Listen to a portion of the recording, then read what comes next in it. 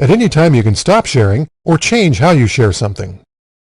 Select a file you want to change and click Share.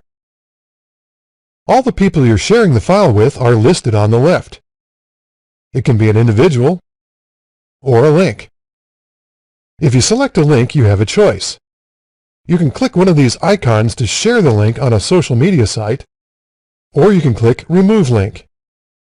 After you remove a link, people will no longer be able to access your content. If you click an individual, you can change how they use the file. In this case, the file was shared with some other files. So click the link at the top to open all the files in the group. Then click Share and the person's name. Click the list under the name on the right, change their permission to edit or view the content, or stop sharing. Now the person will no longer be able to access the files. Up next, see what it's like to receive a sharing request.